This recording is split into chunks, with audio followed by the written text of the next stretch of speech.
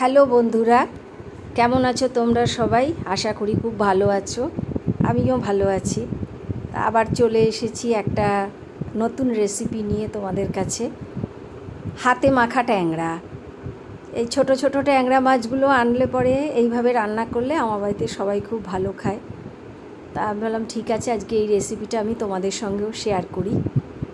আমি এখানে 1/2 কিলো ট্যাংরা মাছ নিয়েছি, আর তার মধ্যে নুন, হলুদ আন্দাজ মতো, 1 চামচ ধনে গুঁড়ো, 1 চামচ জিরে গুঁড়ো, 2 চামচ রসুন বাটা এই দেখো দিচ্ছি।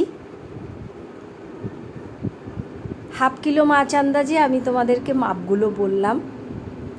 1 চামচ 1 চামচ করে নেবে ছোট টিস্পুনের। আর এই যে মোটামুটি ওই 4 চামচ মতন তেল আমি দিয়ে দিয়েছি। দিয়ে এবার আমি এটাকে ভালোভাবে হাত দিয়ে মেখে নেব। মাখাটা খুব ভালোভাবে হতে হবে, অনেকক্ষণ বসে বেশ মেখে নেবে তোমরা এটাকে। মাখার ওপরেই এটা রান্নাটা স্বাদটা নির্ভর করবে আর কি। তা এইভাবে আমি মেখে নিচ্ছি। এই যে 2-4 মিনিট এইভাবে রেখে দেবো। এরপরে এর মধ্যে অ্যাড করব কাশ্মীরি লঙ্কার গুঁড়ো। কিছুক্ষণ রেখে দেওয়ার পর এটা আমি পরে আবার একটু পরে লঙ্কাটা দিই। এইভাবে মেখে রান্না করলে জিনিসটা খুব সুন্দর খেতে হয়। তো তোমরা কারা কারা এইভাবে রান্না করো আমাকে অবশ্যই জানিও। এইভাবে কারা কারা রান্না করো। এই যে 2 চামচ মতন কাশ্মীরি লঙ্কার গুঁড়ো আমি দিয়ে দিয়েছি। দিয়ে আর আবারও এটাকে আমি খুব ভালোভাবে মেখে নেব। মোটামুটি 10 মিনিট মতন পুরো মাছটাকে ভালোভাবে মাখতে হবে। এটাই এটার সিক্রেট।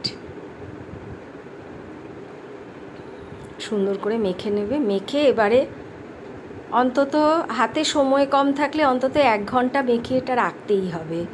যত বেশি মেখে রাখবে তত ভালো হয়। 3-4 ঘন্টা রাখলে খুবই ভালো হয়। যদি সেটা নাও সম্ভব হয় অন্তত 1 ঘন্টা তোমরা এটাকে মেখে রাখবে।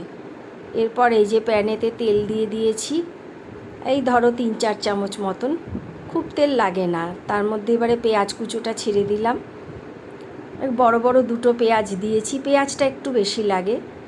বড় বড় 2টো পেঁয়াজ আমি এইভাবে কেটে দিয়েছি। দিয়ে আর একটু নাড়াচাড়া করছি। এবারে খুব বেশি ভাজা হওয়ার দরকার নেই, হালকা একটু লালচে রং ধরবে এই রকম ভাজা হলেই হবে।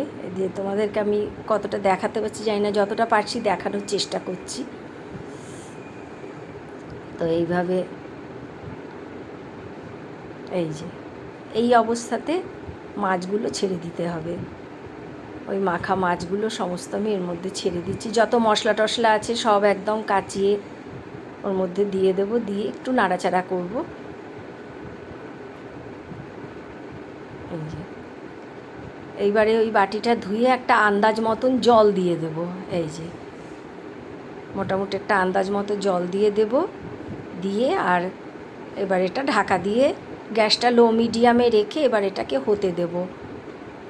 মিনিট 10 লাগে হতে।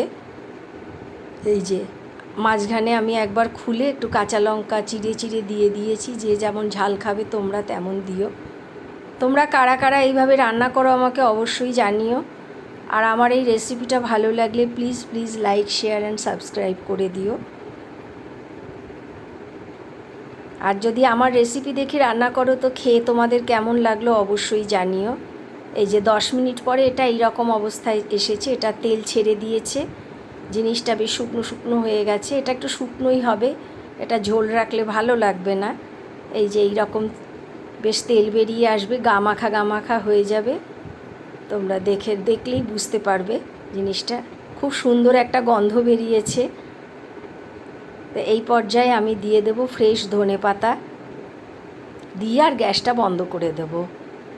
দিয়ে আর একটুখানি মিনিট 2 স্ট্যান্ডিং টাইমে দিয়ে ঢাকা দিয়ে রেখে দেব। দিলেই এটা হয়ে যাবে। তো তৈরি হয়ে গেল আমার হাতে মাখা ট্যাংরা। রেসিপিটা তোমাদের কেমন লাগলো জানিও। আজকের মতন আমি ভিডিওটা এখানেই শেষ করছি। তোমরা সবাই খুব ভালো থেকো। টাটা।